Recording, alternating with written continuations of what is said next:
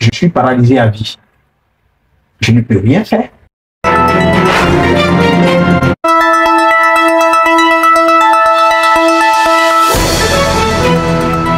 Citoyens, citoyennes, bonjour. Nous sommes au domicile de M. Conan Nguessan-Jean qui a subi un accident en 2008 et à cause de cet accident, sa vie a été complètement bouleversée, sa vie professionnelle comme sa vie sociale. Nous sommes venus à sa rencontre pour vous présenter la situation et solliciter votre aide.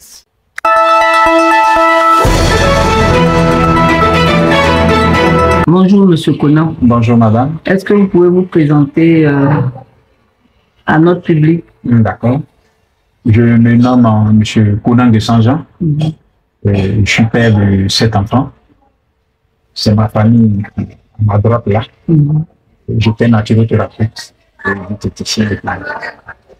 Mais qu'est-ce qui s'est passé pour que vous soyez maintenant dans cet état d'invalidité? D'abord, je faisais mes petites affaires et je me suis constitué en coopérative. Coopérative famille de Kouanekro, Kofaka. Puis après, ça c'est en 2003. Et en 2004, nous avons créé une union de coopératives. J'étais vice-président. J'étais président de la coopérative.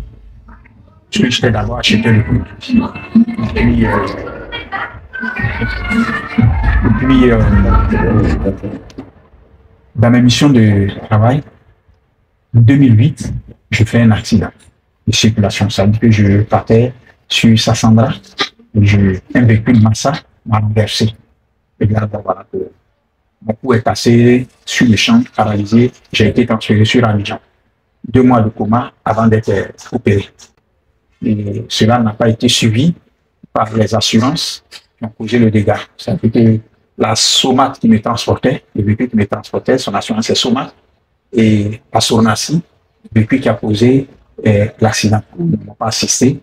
Il a fallu que j'attende au moins 2 ans avant que je ne sois expertisé par, si vous voulez, un expert docteur. Donc, l'assurance de chaque véhicule ne vous a pas pris en charge avant 2 ans? Avant 2 ans, personne. Je me suis traité par mes propres moyens, par l'aide de mes frères, mes soeurs, mes grands frères, mes petits frères. Et après les 2 ans? Après les 2 ans, je suis allé et on me fait l'expertise, mais bon, comme je le disais plus tôt, les dates n'étaient pas conformes à moi. Mon nom existait bel et bien, mais la date de l'accident n'était pas moi. Puis n'était pas le jour où j'ai eu l'accident. Et puis ma date de naissance n'était pas conforme. Donc j'ai contesté cela par l'avocat que j'avais demandé de me suivre. Bon, nous sommes partis en ce qu'on appelle en contre-expertise. Après contre-expertise, c'est trouvé qu'on devait me payer. L'avocat avait instruit un dossier de 209 millions, mais la justice avait tranché qu'il devait me payer 87 millions. Chose d'ailleurs que je n'ai pas appréciée, puisque je trouvais que c'était un peu insignifiant. Mais l'avocat qui suivait en son temps m'avait dit de prendre parce qu'on m'avait déjà demandé une provision de 90 millions à la justice dans les courriers. Il m'a dit de prendre et qu'on allait poursuivre. Et ça, c'était en quelle année? Ça, c'était en 2017, non? 2017. D'accord. 2017.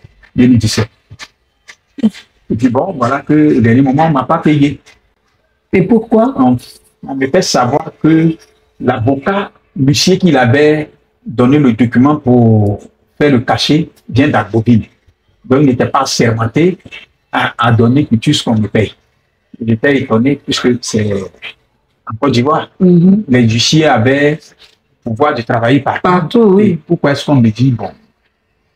Donc, le temps maintenant qu'on prenne un huissier d'Abidjan, vous avez pu en prendre? Non, on n'a pas pris, mais en même temps, ils sont partis en appel.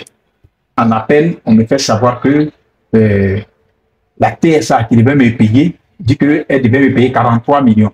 Au dernier moment, ils disent que non, eux, ils ne payent pas les 43 millions, que c'est la Soma qui me transportait. Ils doivent me payer la totalité de mon argent, les 87 millions, et eux, ils vont rembourser à la Soma. Pendant que la Soma, depuis 2008, était liquidée.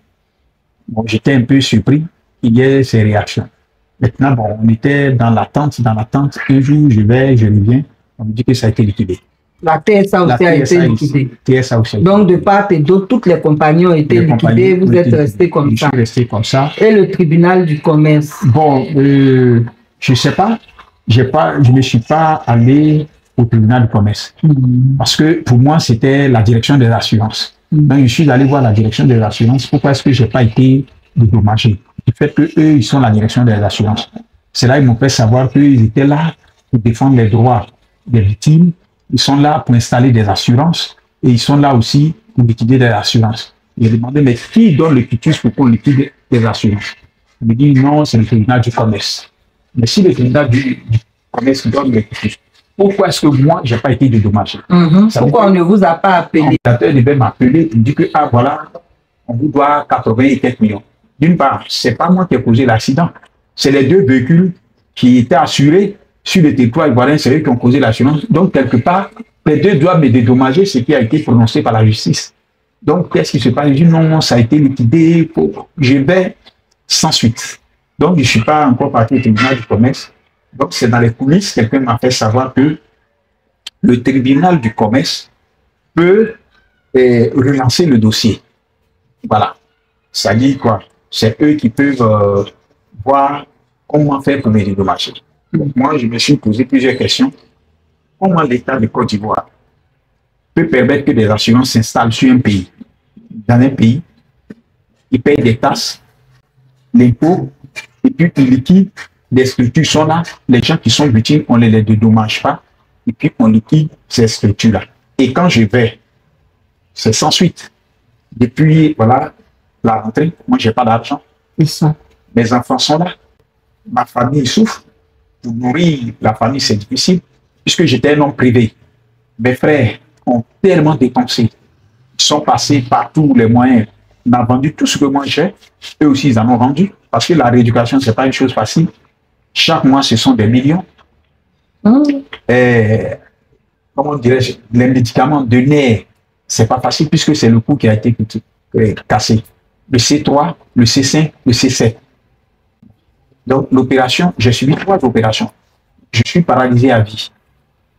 Je ne peux rien faire. Ma famille n'a pas les moyens. Mes enfants n'ont pas les moyens. Ils sont encore petits. Les frères sont là pour les aider. Mais arrivé à des moments, on est en Afrique, on n'a pas assez. Donc, les frères même sont épuisés.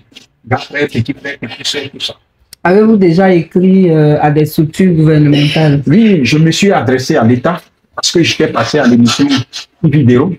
Le 5 avril, je suis les chefs, j'ai interpellé l'État pour que l'État prenne le problème à bras le corps parce que ça devient une affaire sociale. Parce que si les assurances n'existent plus, il faut que l'État m'aide.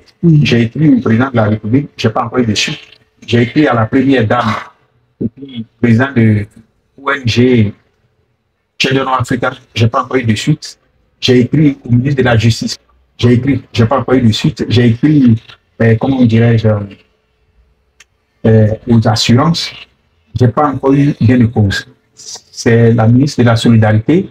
J'ai écrit, et tout dernièrement, et je suis passé là-bas, à la veille des fêtes là, ils m'ont donné les vivres, puisque c'était la fête, un peu d'huile, un peu de savon et du riz, pour que je puisse fêter. Donc, c'est le ministère de la Solidarité seulement qui a réagi. Bon, la ministre, le ministre a prévu passer, parce qu'après les congés, il a dit qu'il va faire une visite ici. Donc, j'attends qu'elle revienne des choses pour pouvoir, si elle peut passer, le voir et puis prendre le problème à bras le corps. Donc, voilà, tout ça, c'est ça qui fait que je vous ai interpellé en tant que Madame Balé, vous qui défendez les droits de l'homme, vous qui vous battez jour et nuit pour nous, pour que vous aussi vous puissiez m'aider sur toutes les formes, par tous les amours, vous pouvez crier, vous pouvez rentrer à travers le monde national et international, pour que vraiment je puisse avoir gain de cause pour souvenir aux besoins de mes enfants, ma famille, et puis bon, voilà, éponger les dettes qui sont sur moi. Et puis moi aussi pouvoir me soigner. C'est ça. Donc voilà pourquoi je vous interpelle. D'accord. Vraiment, il y a quoi à vous. Merci. Il y a quoi à vous.